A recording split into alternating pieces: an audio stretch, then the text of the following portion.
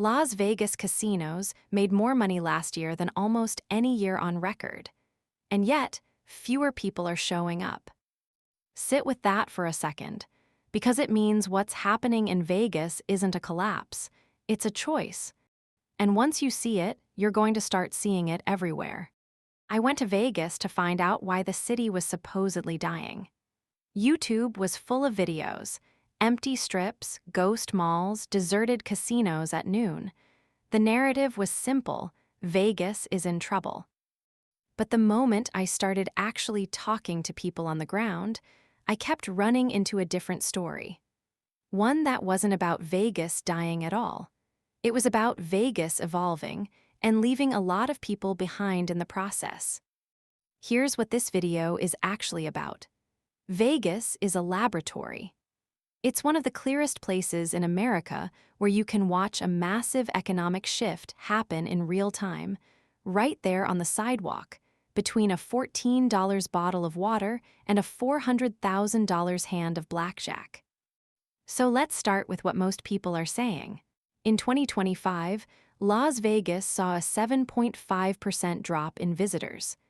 The last time numbers fell that sharply outside of a pandemic was right after the 2008 financial crisis. On paper, that sounds bad, and on the ground, it is for a lot of people. I talked to an Uber driver named Mike, who's been working the city since 1991. He told me that you could go out at any hour and the airport was pouring people out. Now he sits all afternoon waiting for a single ride. I talked to a chef named Chris, who's watched his kitchen hours evaporate because traffic through his restaurant has dried up. I talked to a man named Mark, who runs a 24-hour wedding chapel and used to do 6 or 7 ceremonies a day. Now he's hoping for 6 or 7 a week.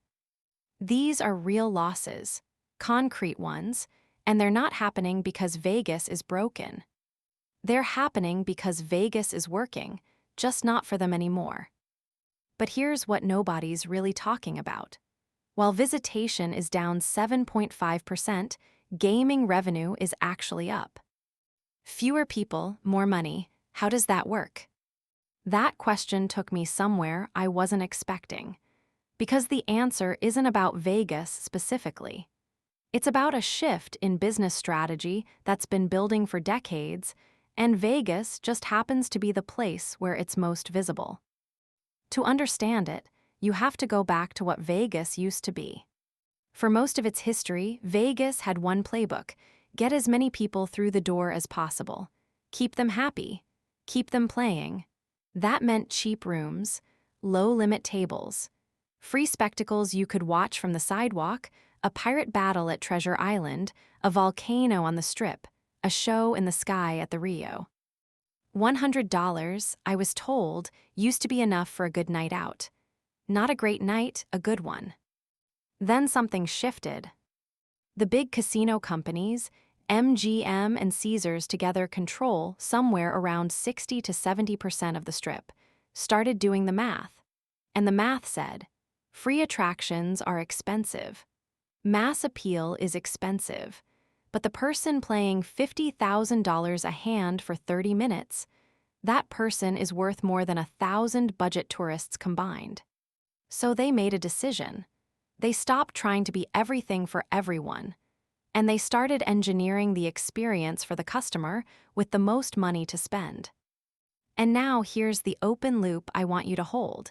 If that strategy works, if revenue goes up while you serve fewer, richer customers, why would anyone change it? The answer matters.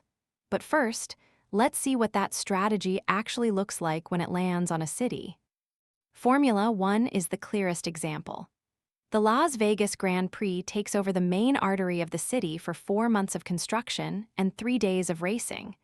I talked to people who work on the Strip, drivers, service workers, small business owners, who described those months as a slow economic suffocation. Blocked roads, lost customers, bridges wrapped in film so locals couldn't even watch the race for free. One driver told me about an elderly couple he picked up. His wife's bucket list item was to see the Bellagio fountains. They'd planned and saved for this trip. They got there, and the fountains were completely blocked by grandstands. The couple just stood there. That's not a metaphor. That's a real thing that happened to real people. And it captures exactly what the new Vegas economy feels like from the outside looking in. The thing you came for has been cordoned off. The Strip has also quietly accumulated fees that didn't used to exist. Resort fees, parking fees, pool fees, minibar sensors that charge you for moving a bottle of water that costs $14 inside a hotel. These aren't accidents. They're deliberate mechanisms to extract more from the customers who are there while quietly discouraging the ones who can't afford it. Now here's the second open loop. Is this just Vegas, or is Vegas showing us something about the whole economy? Because I kept hearing a phrase from economists and analysts covering this story: the K-shaped economy. The idea is simple. After the pandemic, the economic recovery didn't lift everyone equally. It split. The top went up. The bottom went sideways or down. The wealthiest 10% of Americans are now responsible for nearly half of all consumer spending in this country. Meanwhile, consumer confidence last year fell to near historic lows, and household debt hit a record high. Vegas didn't create that K, it just reflected it. The casinos looked at who still had money to spend, and they aimed at them. Every industry is running the same calculation right now. Luxury cars, high-end travel, designer fashion, premium streaming tiers. The business strategy is converging on the same answer Vegas found: serve the top of the K and let the rest of the market sort itself out. The question, the one I couldn't stop thinking about, is whether that's sustainable.